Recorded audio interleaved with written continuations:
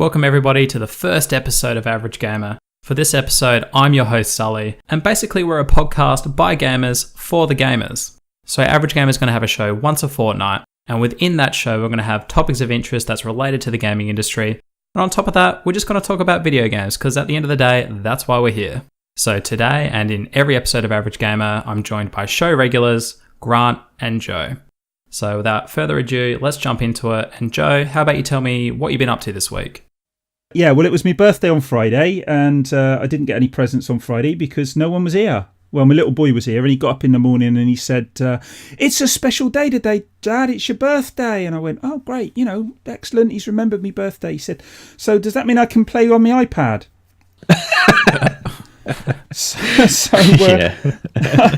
He played on his iPad, and I went and made his breakfast.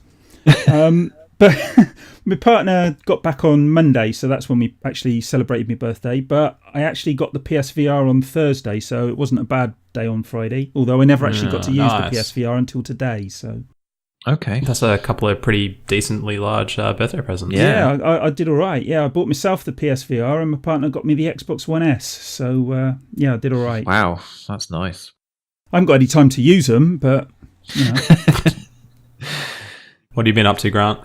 Right, so, I've just put out a new video on my channel, so that was get ready for the channel plug. Straight into the channel plug. Yeah, straight into the channel plug, not even gonna, no niceties, just straight there. So I was recording a video on Rise of the Tomb Raider, which I've just put out. I've also just been playing games generally, really. I've been playing, obviously Rise of the Tomb Raider. I'm nearly finished actually on that game. Is that is that anything to do with the anniversary edition? Yeah, the PS4 version is the anniversary anniversary edition. Apparently that's the standard edition, which I didn't realise. They just put it out like that. Is that the one in the funky PS1 case? Is that the standard edition, or is that the limited edition? That's the very special edition, that one, because that's quite rare. I saw that one. No, this has got an art book with it, which has got different drawings of Lara Croft throughout the years. So it's like a 20-page art book, and then you've got just the basic game, and it includes all the DLC with it from the Xbox One version, and well as a special PSVR mode if you've got that. Oh yeah, nice. And there's like a co-op endurance mission as well with the game, so it's quite a good deal really. I paid like £36 for it, which is quite cheap. Other than that, I've been playing The Journey in FIFA, which is The Journey, which is is that a free PS Plus this week? Is it? No, The Journey is like a mode in FIFA 17, which is it's like Mass Effect meets EastEnders, basically. So it's like a role playing within FIFA, but you're taking on the role of this like young 17-year-old who's like an up and coming professional footballer, and you have to guide him through like a Premier League club, and you get all these cutscenes as you go along, depending on how well you're doing, and also your family play a part in it, and also there's this you've got this sort of relationship with this guy who's like your best friend from childhood, but he becomes a bit of an arsehole, and sort of you end up in this kind of friction between the two of you, and that's why it's a little bit soap opera-ish as well. But I think I'm near the end of that because it's only played out over one season in like the Premier League. So story mode football. Yeah, I've been playing that as well actually. I was playing Mafia 3, but I stopped because it was getting a bit repetitive. But I might go back to it. I've heard that. That's I think a common theme with open world games. I like GTA and all that, like repetitive mission structure and all that. Yeah, this is. I mean, with a lot of open world games, they at least try and vary it a little bit. But with Mafia, it's just like the same thing over and over again. And although the world itself is really well done, it's really, really great design. There's only so much you can take of go to this area, kill this guy, kill this higher up guy, then kill this even higher up guy. And then you get the district, and then you assign it to one of your subordinates. Sounds a little bit like The Division, to be honest. Yeah, The Division I got bored with once I got to the level cap. I thought, yeah, I'm bored now. Stop playing it. It's a bit so that's me basically, playing games and making videos. I haven't been up to too much. I've basically been grinding out YouTube, as you can probably tell with the amount of stuff that's gone up this week. Yeah. while working my usual 45-hour week, so that's been extremely tiring. And between that, I've been playing Gears of War 4, which actually is a really nice, tidy, well-knit package. So it's a lot different to the previous games, actually, though. It's very more character-focused and story-driven than the previous slapstick, save the world drama that was in the previous trilogy. But yeah, I actually really enjoyed it. I just finished it last night. It's actually a really enjoyable little package. So that's good. Yeah, my only criticism is the ending is if you haven't read into the extended universe, it is left open in this kind of nature that if you haven't read up on the extended universe, you're going to be scratching your head a little bit, like me. Yeah. So basically, I had to spend half an hour last night actually trawling through YouTube going, okay, well, what exactly just happened? Yeah. But that's my week in a nutshell, so... All right, Grant, I might get you to kick us off this week for our topics. And I believe you've been playing a little bit of Mafia 3. And just from what you've been telling me, it kind of sounds like you're debating whether it's quantity over quality or vice versa. So do you want to share a little bit about that? That's right, yeah. I mean, one thing I've noticed, this is just from my experience since I got the PS4. I bought a PS4 in 2015, and the first game I bought for it was Witcher 3, which, as everyone knows, is not exactly a short game. It's an open world game, and I think I probably put about 200 hours into that game, and that's not the only game I've put a lot of hours into. When I think about the games that I've played on PS4, so recently I was playing Mafia 3, and I thought, this is one of a number of open world games that I've played in the last year and a half. If you include The Witcher, Fallout 4, there's probably quite a few others as well that I can't seem to think of right now.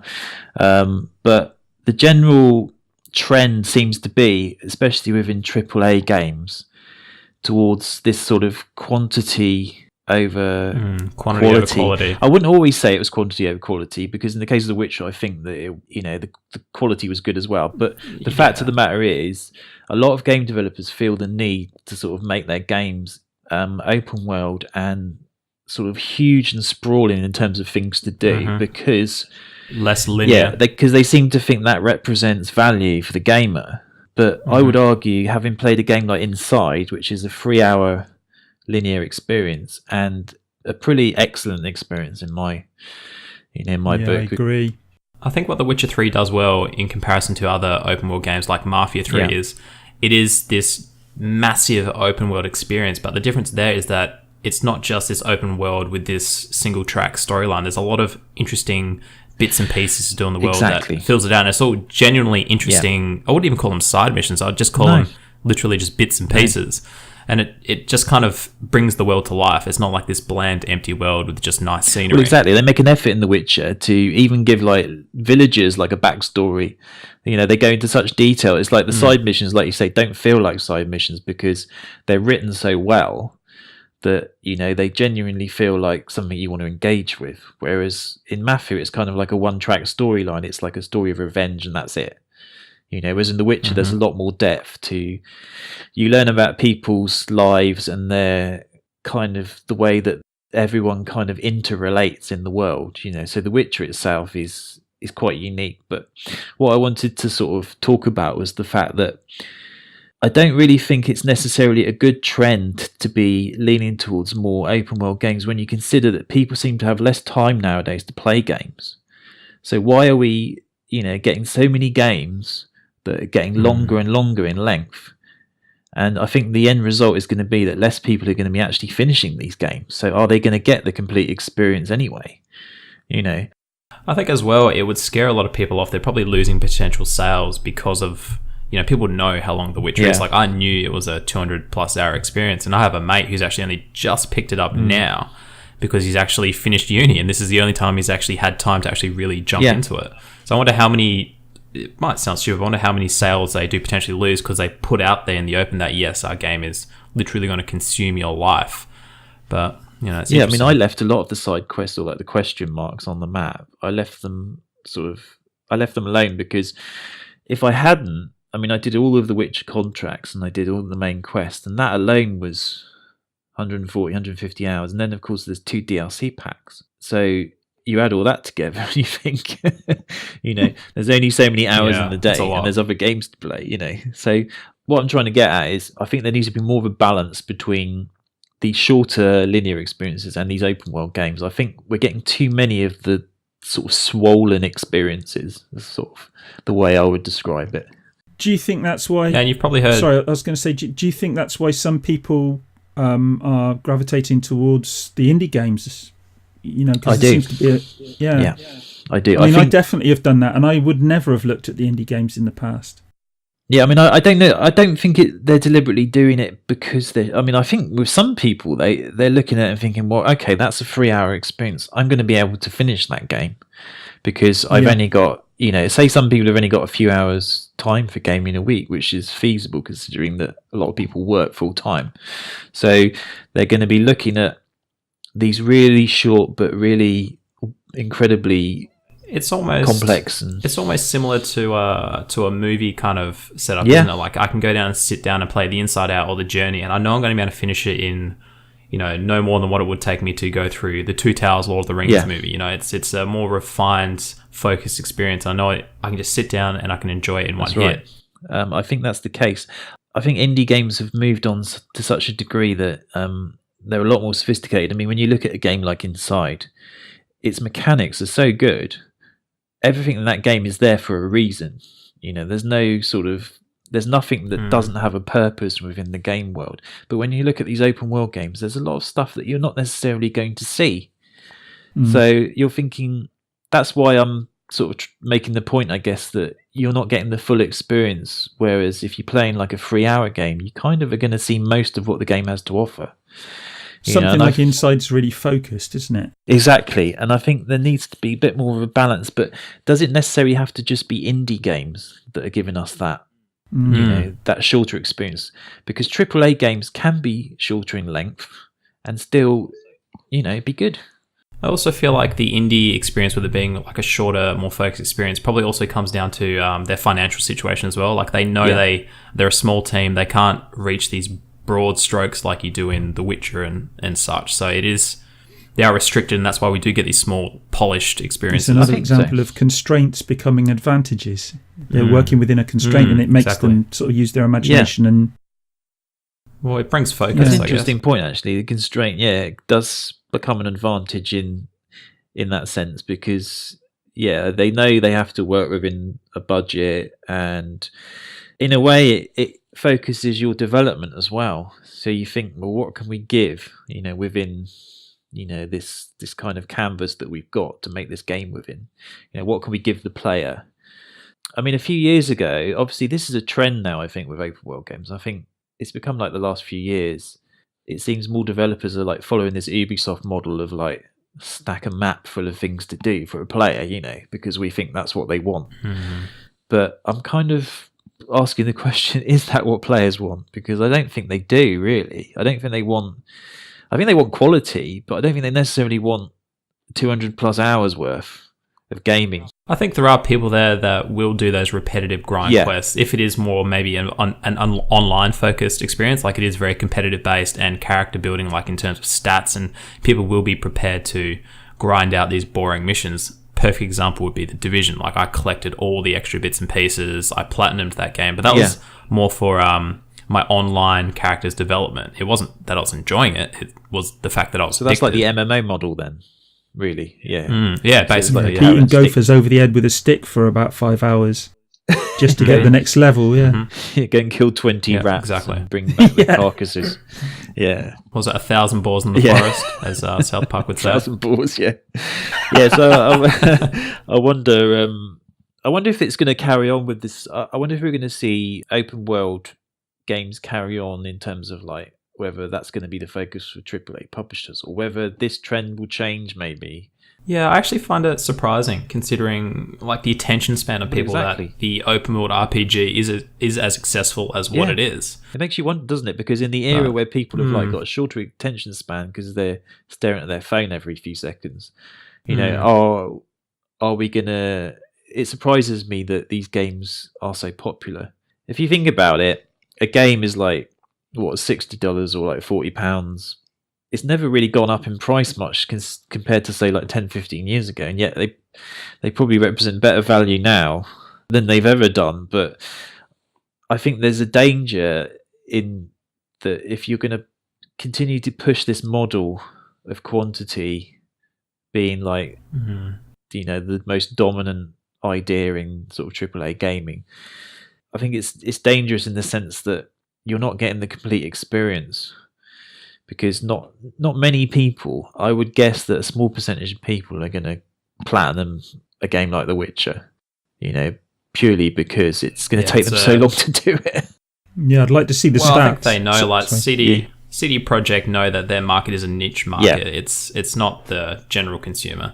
But obviously that's enough. Obviously the hardcore market is enough for sales-wise. It must be enough, otherwise they wouldn't be doing it. The game's done really well, hasn't it? Anyway, I mean... No, I think it was almost Game of the Year last year, wasn't it? It won a lot of awards last year, I think. Yeah. I mean, I personally like narrative-driven games. I like sort of the Uncharted kind of length of a game, like Uncharted 4, which is like 10, 15 hours. I think that's a sweet spot. Yeah, it's that nice mix, isn't it? I think I agree with Rise that. of the Tomb Raider is the same sort of length for the main sort of quest. So, I don't know. I mean, I just wonder what you guys think about the length of sort of games these days. And no, I agree. I tend to be finding myself leaning towards the more focused experiences. I mean, as much as I do, and I did actually pick up Witcher 3, but again, I lost interest because I didn't have the time to dedicate towards actually going through it. A lot of people's and it's one of those. Yeah, it's one of those games that you can't just pick up on and off over and over again. You just kind of forget where you're up to. You forget the story if too much time passes. It's one of those games where you need like a weekend just to dive into. I think so. But yeah, it is interesting though. Yeah. All right, so moving on. This week in the news we had Phil Spencer. So I'm assuming you guys know who Phil Spencer is. He's the head of the Microsoft Xbox division. And a good all-round bloke. I think he generally feels like a good all-round bloke. I agree with that. He had some comments about the Play Anywhere feature, and he believes that third-party publishers will support it in the near future. Do you guys buy into that by any chance? Or okay, I must admit I don't know a lot about this, but basically the Play Anywhere, it's literally at the moment it's just Xbox first-party exclusives like Halo and Gears of War, which you buy one digital copy, whether it be on Xbox or Windows 10. You basically have access to all your saves online on either system. Okay. Like it's perfectly synced. So it's like synced, a cloud-based system where you can just access. Well, your saves are certainly cloud-based, but all the performance and compute happens on either the Xbox or the PC. Okay. I think in principle it's a good idea, but I'm just wondering how many people would actually take advantage of it. Because my argument is, would you necessarily play? I mean, I don't have an Xbox, but I would guess that if I was a PC gamer, I wouldn't necessarily be playing a game on an Xbox One as well. I mean, I don't know. Maybe there's a sort of statistics that show that people like to move between like console and PC in terms of playing games. But I know Clay. He actually utilizes the Xbox and the PC, whereas I primarily am only playing on PC just because I want the extra graphical bells and whistles. But what I found interesting about Phil Spencer's comments is that he thinks that in order for these third-party publishers to adopt Play Anywhere, it would mean they're only releasing one version of the game. They're not releasing a PC version and an Xbox version. So it makes me wonder, if I'm a developer or publisher, why would I want to do that? Why would I sacrifice selling 2 copies for one copy? Do you know what I mean? Absolutely. It's a very good question. He seems rather adamant that it's going to happen, though, and I think he's trying to sell the idea to them that, well, it's going to be beneficial for you and the gamer. You're not actually selling 2 copies in reality. You're only ever selling one, because I'm not sure what his exact logic behind it is, but I found it kind of interesting that he actually is leaning in this direction to begin with, because if I was a publisher, I'd be like, well, no, we're going to sell a PC version and an Xbox version, and we're just going to pick up both sides. It's kind of blurring the lines, isn't it, between the PC and the Xbox? It's like, is that really the goal of what Phil Spencer's trying to do? Because I don't really think that's a good idea. It doesn't strike me as a good idea. I actually think for the Xbox brand, it's a good idea. I think on the Xbox side of things, they have nothing to lose. Like, the only thing they're going to gain is they're probably going to encourage people to upgrade to Windows 10, and the gamers that are already on Windows 10 will go, oh, well, I can actually get Gears of War 4 now, so I will actually plop down some cash and pick it up. Whereas before, if they didn't have an Xbox, then it's a pretty big investment to just pick up a handful of games. It's another huge piece of hardware which is going to cost you money. But I mean, from the publisher side of things, I just can't see them wanting to lock themselves into this play anywhere structure. And it would basically mean that they're saying the PC side of things, that you can only get this game through Xbox now and you have to have Windows 10. Bottom line, basically, if they think they're going to make more money doing that. Now, the question there is having it available on both systems and only paying for it on one going to encourage more people to go out and buy that game? Because you could reach a tipping point. If you get to a point where you're selling a lot more because people are using it on both systems, and they're thinking, even those people who don't necessarily go and buy it and use it on PC and Xbox are thinking, oh, that's value added, I'll go and buy that one because that one I can have on both systems, whereas that game I can't. Exactly. So that might push it. And if they think that the bottom line is, it's going to affect their bottom line and they're going to actually start making more money doing it that way than not, then maybe they would move over to it. But I'm with you, I'm not necessarily convinced. That's exactly what I was trying to get at, and I think that's the model that Phil Spencer believes in, but I think he's going to have a hard time actually selling that to the publishers. I think it's something that benefits the consumer, but I'm not necessarily thinking that the publishers would be on board with it straight away. I think they need convincing. I think the point made by Joe was a very good one, actually. I've done one this year, so I'm doing well now. It's more than one. It'd be interesting to see. I think Phil Spencer is very, from what I know, since he's come back to Xbox, he's very driven to making it more consumer friendly and getting games back to like the focus of the Xbox after they lost it with the initial presentation, talking about this multimedia box, etc. So I think he's getting Xbox back on focus, but it remains to be seen whether this is a good idea or not. Yeah. I mean, I actually think the Play Any idea in general is a good idea. I think in principle, don't know anyone that hasn't enjoyed it. It is a good idea. It's undoubtedly a good idea, yeah. It works with the Xbox IPs, but again, when you're trying to unify like the broader picture being all PC games and all publishers into the Play Anywhere environment, they're going to have a very hard time trying to lock down these publishers into this structure. And that's the key. You're basically taking away their freedom. Exactly. Does this sort of dovetail into this idea that we're going to see the end of the console? Maybe not in the short term, maybe not in the medium term, but certainly in the long term, perhaps we're looking at moving into Xbox, PlayStation being brands. So you might have Xbox branded televisions that will play the Xbox games, and you'll have an Xbox tablet perhaps, or a tablet that has the Xbox app or whatever it might be. Yeah. So maybe he's looking like long term. I don't know. I'm just throwing out the idea. Well, I think I agree. I think he's blurring the lines definitely because they were talking. I think this year it was mentioned about the possibility of online gaming being cross-platform between Xbox and PlayStation for some games, and I think if that becomes like a norm, that's one step closer towards what you're saying, basically, which is kind of homogenization of like gaming, really. I think Microsoft has actually come out and publicly stated that they're all for the cross-platform play. This is just a side note, but apparently Sony haven't come to the party yet, which doesn't surprise me. Doesn't surprise me at the moment. Yeah. But Microsoft definitely are trying to blur the lines, and I think that's where you start. You start by blurring the lines, and I think it at the end of the day, why should we be restricted to just one piece of hardware? Like, why shouldn't it be more open platform and them transitioning into a brand? Because at the end of the day, if the more platforms they're on hardware-wise, the more copies of games they're going to sell. Yeah, I think something else that Phil Spencer said a while back, he said that when he buys music, he doesn't have to think about what hardware it's on. He can buy music and he can play it on whatever system, in his car or at home, in the bedroom, in the lounge, whatever. I'm paraphrasing what he said, but that was basically the idea. And he was looking at that as the model for games in the future. Yeah. Yeah, I can see that. That's good. I like that. It's seamless experience. Yeah. I think the Play Anywhere feature has actually been that so far. Like, I have actually dabbled in both systems with the Play Anywhere games, and it is seamless. Like, your saves are seamless. You transition from one to the other, no problems. It's almost the equivalent of what the Wii U gamepad was. Like, that's almost how seamless the experience is. Yeah, I've enjoyed it actually. When I've done it with Forza Horizon 3. Okay. And it's been, you just move from one to the other, and it's been a great experience, I have to say.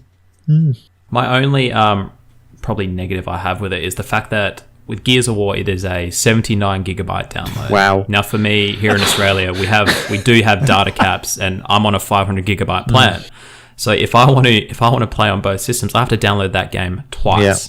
Yeah. So my question is, why can't I have a physical copy instead? Why can't I install a physical copy that's just on a Blu-ray, plop it in my PC, plop it in my console? I'm sure there's other weird issues where they don't want people trading copies around, one for PC. They don't want people sharing gamer tags or anything weird like that. I don't know, but that's my question. Yeah, I mean, it's a good point. I mean, it would take me about a week to download that on my internet connection. I think the point is, that's one of the reasons why I think digital gaming hasn't taken off to like a huge degree, is because one is people, obviously some people don't have fast internet, another is some people like having the physical copy of the game. I mean, I know on PlayStation you can kind of share access to your games to a certain degree, but I just wonder how this Play Anywhere is going to work. I mean, we've got platforms like Steam. I mean, I wonder how they see kind of competition from sort of Play Anywhere and how it might affect sort of sales of Steam games. I mean, I know they've got their... I'm not sure. I don't know. I mean, it's just something that came to mind. I kind of feel like Valve and Steam are their complete own separate identity. And I think Steam and Valve know that the hardcore PC audience will more than likely never buy into this PlayStation and Xbox stuff no matter what they're doing. So they probably feel quite confident that they have such a good, strong platform already. Then I don't think they think that they're going to lose any gamers to this. Yeah, it's quite well established, isn't it, Steam? That's the thing.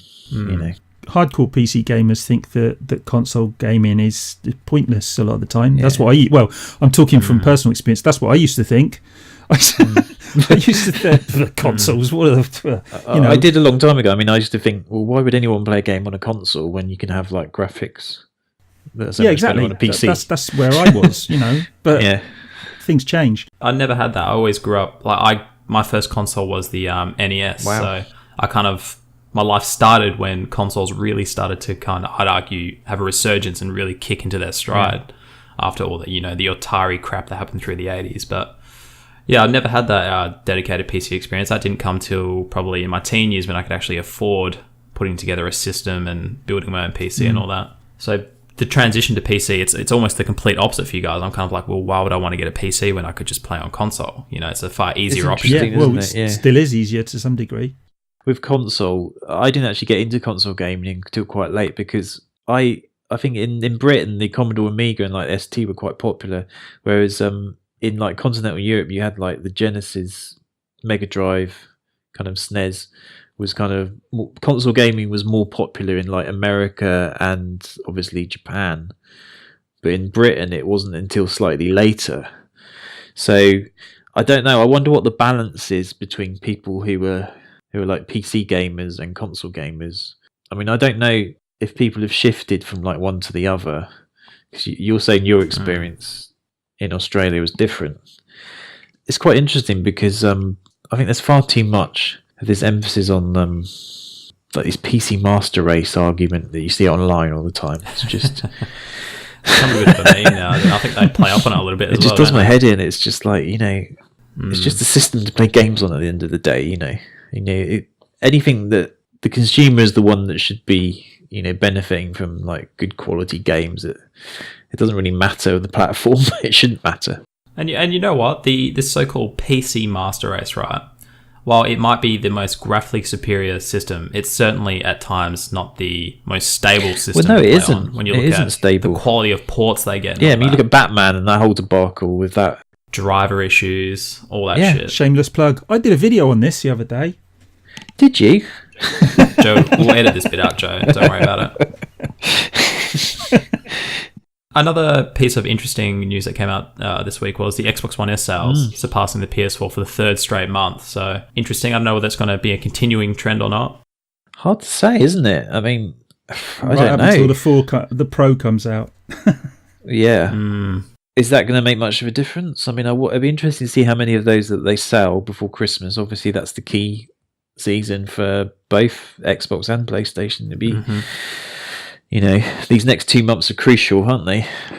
I think the Pro has the advantage there going into the holiday season because it's going to be that fresh new console on the market. And it's going to really feel like they're going to slap people in the face with their marketing right on Christmas, whereas the Xbox One S will probably fall into the background a little bit just because it's been out for probably 2 to 3 months by that time. I think Microsoft will have to do some work in convincing people, of its merits in comparison, because they're going to look at the PS4 Pro and they're going to be thinking, okay, well, which of these systems, is going to be the one, that has the most sort of attractiveness for the consumer. It's funny as well because both systems claim to be sporting 4K. Yeah, which they're not. When in reality, yes.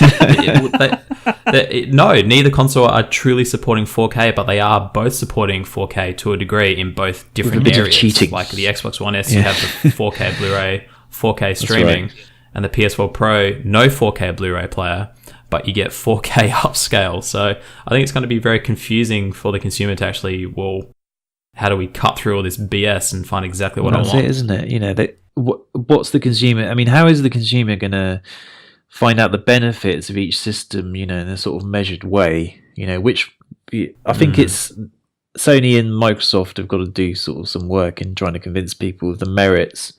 Because I'm not convinced myself personally about the point of the PS4 Pro because it's an incremental console upgrade. It's unproven in the marketplace, really.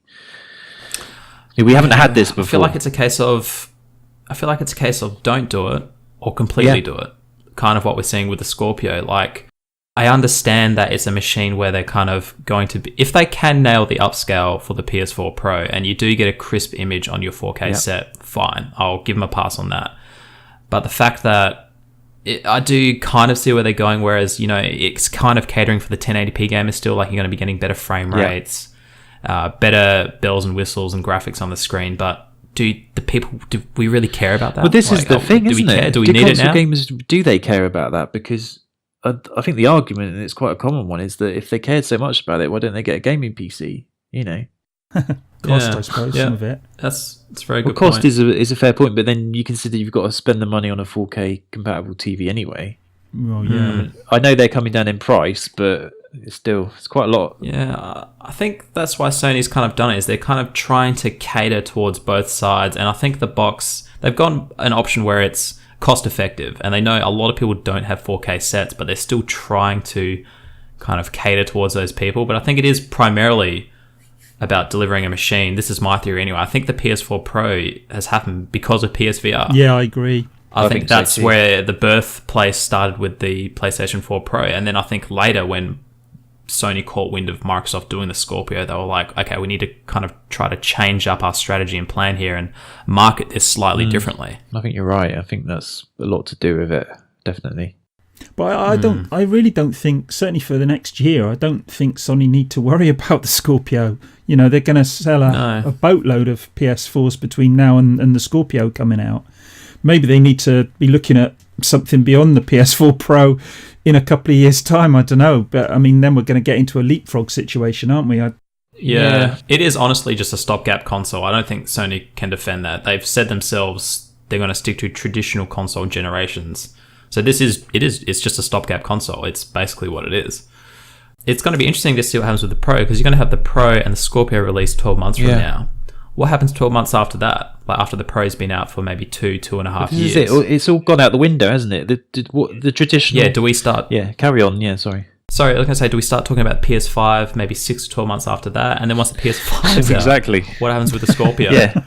They've fallen into a Nintendo cycle, where they're between generations, except now all three of them are doing it. Which actually might be good for Nintendo, that these guys have broken their traditional console releases, because they might actually be coming out at a point now where they are, there is no set cycle. They're not in the weird no man's land of between power of two different generations. This is what I was going to say. We've had this traditional console life cycle. If you think about the Xbox 360s, was almost 8 years. It was like, and yet that's out the window now, because we're getting these incremental console upgrades. It's like you say, is it going to be year by year? And then where does Nintendo fit into that? They might actually, like you say, benefit from that, Nintendo, because they have a simple product that makes sense, or seems to make sense. I don't know, We've yet to see how they market it. So, it's... Or if they market it past this trailer. That's the point.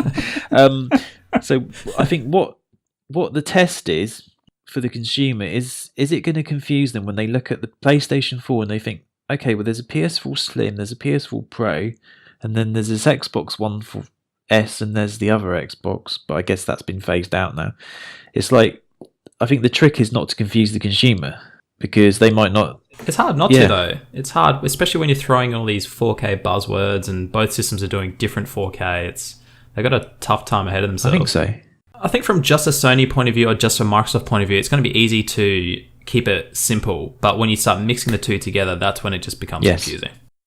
Definitely. I think the average consumer out there is in a almost perpetual state of confusion. You know, well, you know, the TV upgrades and if you're looking at buying a console and you've got three choices. Well, if you're looking at the Wii U, which is dead in the water now, but you've got at least three choices, and then you've got the Nvidia Shield, and there's all these different things that they can be buying, and a lot of them, a lot of people don't know what they want.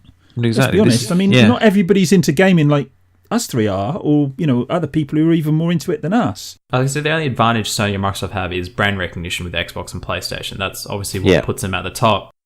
But even with that brand recognition, they've still got some way to go to educate the consumer as to what the best choice is in terms of their console. So, because Sony have got two consoles now that are, if you were the average consumer, you think, well, what's the advantage of this one over that one, That's it. And not only that, but for people like us who actually know exactly what each console is, and we're still scratching our heads as to what's the point, and the bigger point is, do we want these systems? If we're asking ourselves, do we want these systems, then that's worrying for me. The fact that we're asking ourselves that when we know what it offers. I mean, what is everybody else going to think? Like, well, why should I go out and buy another PlayStation when I already have a PS4? Yeah. Or why shouldn't I just buy a Slim? I think that's the tough sell. Yeah, I think. When us being so passionate about it, and obviously I don't know about you, but I love new hardware. Like, I love to get my hands on it, but I'm still going, well, I don't know. I don't know if I want these new systems. Yeah, I mean, I personally don't see the point in buying the PS4 Pro. If I didn't have a PlayStation, I might look at it and think, okay, well, it's interesting that it's got these better resolutions, but I don't have a 4K TV set, so I wouldn't be buying it because I wouldn't be getting the advantage from it. But I still don't see the point of it. I mean, I sort of see the point of it, but I don't really think it's enough of a benefit in the marketplace. Yeah. It's too in between, isn't it? It doesn't cut far enough either way. But I mean, I personally think the Pro will sell like hotcakes. I think purely on the back of its price point, it's going to sell like hotcakes. I agree. I mean, it might well do. Yeah. The only problem might be that they've put out PSVR. How many people are going to be able to afford to go out and buy PSVR and upgrade to a PS4 Pro? Yes.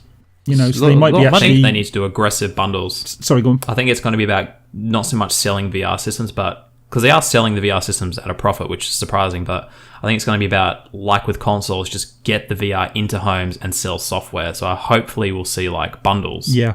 I think you will definitely see bundles, but it's a big outlay. But then in comparison to a PC with VR, it's a fraction of the cost. Absolutely, yeah. Yeah. When you consider how much Oculus and Vive are with a high-end PC, yeah. And especially these days with PCs, it used to be a case of, well, everybody has to have a desktop, so why not put a few extra bucks in and put a GPU in and just bang, you have a gaming system. But these days, not everybody needs a PC or a desktop. No. So the buy-in for a gaming desktop, is probably more than what it was, in the early 2000s where, before iPads and iPhones. Yeah. Or even, laptops. Laptops back then were probably more expensive than desktops. Yeah, I remember getting a Apple PowerBook in 1999. I spent £2,200 on it. I mean, they're about half the price now. And you can build a gaming PC. I don't know how. I would guess you can build a sort of low-end one for about £400, maybe £300, something like that. But so there's not a lot of difference between the performance of like a PS4 and like a low-end gaming PC. But you still have the knowledge to build it, I think, as well. It's a lot easier than what it used to be, though. It is easier. Yeah, it's definitely... It's almost like a Lego now, isn't it? Bar, actually plugging all those bloody annoying restart, hard drive, power those LED are the ones I used to get annoyed pins by, into the bloody board. There's always one that was wrong. You need your missus or your girlfriend with, their exactly. tiny fingers. Yes. It's an interesting time. I think this holiday season will be, because it's all new. It's like we're saying, we've never seen this before. We've never seen these incremental console upgrades before. It'd be interesting to see how they do in the holiday season, which is like the time of the year when traditionally they sell the most consoles.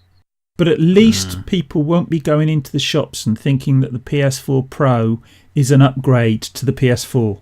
That's true. Like with the Wii and the Wii U, because at least Sony can market their products. I worry about Nintendo. I really do. It's all in the name, isn't it? Like, it's the Pro. The Pro tells you exactly what it's about. Simple, clear cut. It does. That's true. It remains to be seen. So, all right. So, what are we up to this week, guys? Joe, you going to be playing with your Gears of War console? Well, once I get it... Well, I say that. I'm not going to be around to do that. So it's probably going to be middle of next week before I actually get to plumb that one in. And then I'll be bashing away at Gears of War then. But yeah, it's going to be about 4 or 5 days before I can get to that. I'll probably have a... Did this machine come with Gears of War? Yeah, it does, yeah. Did you get a digital copy? Yeah. Oh, that's good. You can play on PC as well. Yeah, exactly. You can go take your digital copy from your brand new Gears of War console and play on PC. Yeah, exactly. Exactly right, PC Master I'm Race. going to sit the Gears of War console on top of my PC and look at it while I'm playing. You're going to pretend you're playing. Oh, the graphics are going to be fantastic. Actually, yeah, you'll be surprised if you chuck it on PC. It's actually shockingly jaw-droppingly good. And the amount of control they give you graphically is ridiculous. Yeah, so I don't know whether you were saying, when you were talking to Clay about that, or you were saying to someone about that, I think, about how many options you've got, which would be... it's staggering. I'll be spending 50 hours just adjusting the settings. Well, the good thing is it gives you... you get a benchmark tool in the menu, actually, which you run the benchmark. Actually, it's a pretty thorough benchmark. It goes for about, I think, a minute or 2 minutes, and it actually customizes all your settings for you. So you can leave it like that if you wish. It's interesting. It runs fairly well as well. And cool enough, it supports my ultra-wide. So I was pretty chuffed about that as well. All right, Grant, what have we got coming up? So I was trying to think of a new subject for a video for next week. So that's one thing that came to mind was just before I was recording this, actually. I really should get around to a part 2 of my What Happened to the Single Player FPS, because I know you've been waiting for it. You need to hurry up. I've got a few part 2s that are dangling that I need to complete. So I'm going to try and get at least one of those done next week. And other than that, I was thinking about maybe picking up Battlefield 1, because it's been getting some good reviews. Yep. And I don't know, I just like the look of the campaign and what they've done with it. Looks fresh, doesn't it? Looks like a fresh shooter experience. But, other than that, probably finishing Rise of the Tomb Raider. And I bought Mirror's Edge Catalyst in the sale, but I'm not sure I'm going to start that yet. But someone recommended it to me, so I might give that a go. That's interesting. I heard the new Mirror's Edge was a steaming piece of crap. Well, I've heard mixed opinions on it, but I think it depends. I mean, I'm open to. It could be a case of. I'm open to different. Sorry, I was just gonna say it could be a case of didn't meet the hype. Yeah, there's that. I mean, I was a pretty big fan of Dying Light last year. That was another one of the open world games that I couldn't think of, and that mainly because they had a really good parkour system in it. And I know that's most of what Mirror's Edge is. But I know some people say the biggest issue with Mirror's Edge Catalyst is the combat is pretty bad. But I suppose if the world itself is interesting enough and the parkour's good, I can sort of forgive a little bit of a bad combat system. But if it's shockingly bad, then no, I won't forgive it. So I'll see how it goes and give it a go. I'm actually going to go pick up Battlefield 1 pretty much as soon as the shop's open in about 20 minutes, and then I'll be coming back and editing this, and we'll go from there. That's basically my week in Battlefield 1, Gears of War 4, and I probably should take some time off from YouTube, but I'll probably do more YouTube. But that's the addiction. Love it. All right, guys, I think we're gonna call that a wrap. So to everybody that's listened and have made it this far, I hope you've enjoyed the first episode of Average Gamer. As I said previously, it's going to be a fortnightly show, and each episode will contain cherry-picked topics that interest us, with just video games in general piled on top. So I hope we'll see you guys tune in for the next show. And if you liked any of us in particular, whether it be Joe, Grant, or myself, we'll have links down below in the description for our own Twitter pages and YouTube channels, so go check them out. And remember, if you have any feedback, please leave it down below in the comments, because we'd love to get some feedback on our first episode and where we can improve, and maybe just topics or other areas you want to see us expand into. We'd love to hear and get some feedback. And if you have enjoyed the show, give it a big fat thumbs up, go share it with your mates, tell them all about it. And you know what, guys, whatever channel you might be viewing Average Gamer on right now, whether it be mine, Grant, or Joe's, give it a sub. But other than that, thanks for watching, and we'll catch you guys in the next episode of Average Gamer.